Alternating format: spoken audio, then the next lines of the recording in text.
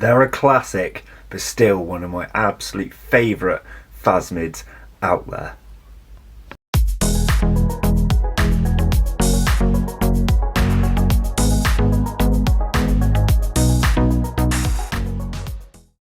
Hello everyone and welcome back to Bug Realms. I'm Bugman Sam and today I'm going to be showing you another classic in the phasmid hobby, and that is the Extatosoma tiaratum.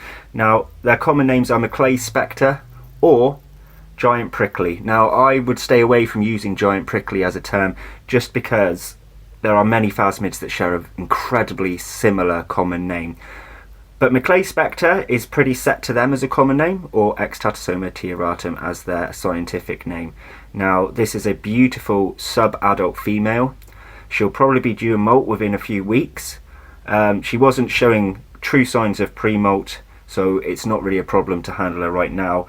However, she will be due soon. And the reason I know that is because the males tend to mature in around about 5 months, and my males have fully matured now of this generation, and the females after about 6 months, and she will be coming up to the 6 months in a couple of weeks time. So within a few weeks hopefully we'll have this girl as a full adult female. Now they do actually curl the tails here. She's not doing as much right now, but it can curl right over to resemble a scorpion, so stay away from me. She's not deadly at all. And you see she has these few little spikes all along her back as well.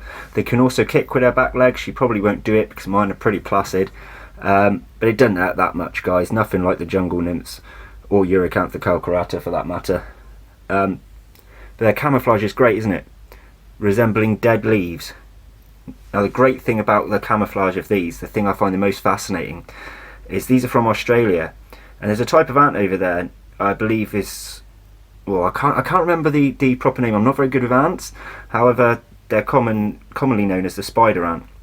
And what these will do is when they lay, they just flick them onto the floor, and the ants will actually pick them up because they resemble seeds. Take them into their nests. Yeah, I know, you're a big girl. Take them into their nests, and they can actually eat the outer part of the egg because it contains an organic compound. They then discard the remainder of the egg, which is actually still fully intact, put it into their waste section of their nests, and then when they emerge they resemble this spider ant with a red head and black body. They mimic them, get out of the ant's burrow, away from the colony and back up into the trees to start their life cycle. Now the reason I think they've chose these ants to mimic, not only them being native there, but they've also supposedly got a toxic bite. So being miniature little Extatosoma tiaratums, they're resembling something that predators are going to try and stay away from. Now I'd love to show you a full size adult female. We're going to have to wait for her to fully grow because her mum sadly passed away a few months ago, as for their dads. Now these can also breed, I can't help it. I love them. I love them. Now the great thing about these is they can actually breed without a male. However, if they do that, you're only going to have female offspring. Oh, steady on. So you're only going to have girls, basically clones. Whereas if they were to breed sexually with a male, they can have both. And the span, the length of time as well for a sexual reproduction is a lot less. I think you're looking at maybe 6-7 months, something like that. Whereas if it's from female only laying, the eggs are going to take 9+ months, maybe even a year to hatch. So that's a long time, guys, if you're waiting. So if you've got these in the hobby, you may want to get yourself a male as well. Now I am going to show you a mature male in a bit so you can see the differences. Now although she is not fully mature, you will already be able to tell that there is a huge difference between males and females. When she is mature, she's going to be even more bulky than she is now, and the males tend to stay slender and fully winged, but I'll show you him in a moment.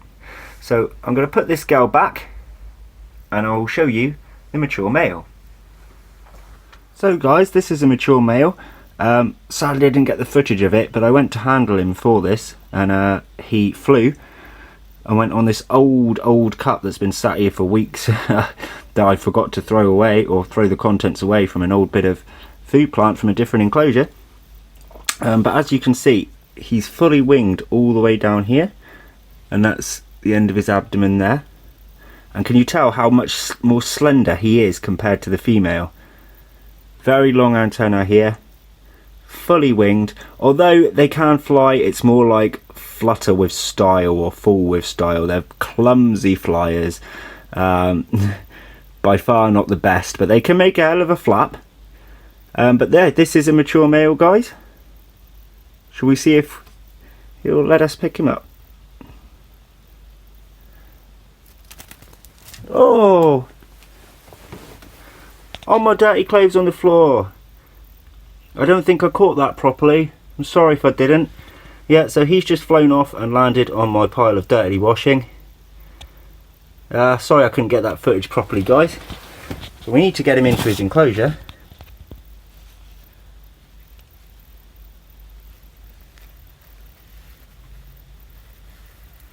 Though when I raise him, he's likely to fly again. Oh, see him flap? There he goes. So don't have a window open when you're owning these guys. Right, I'm going to cut off from the footage a minute and we're going to get him inside. So they're now in, guys. Now, I didn't tell you about food plants for these, did I? So, these will take easily to bramble, but they will also take to eucalyptus, salal, hawthorn, and many others. Can't remember them all off the top of my head, but I've reared these exclusively off bramble and the occasional bit of eucalyptus that I get in one of my local parks. So, here's some footage of the guys, and I'll see you next time.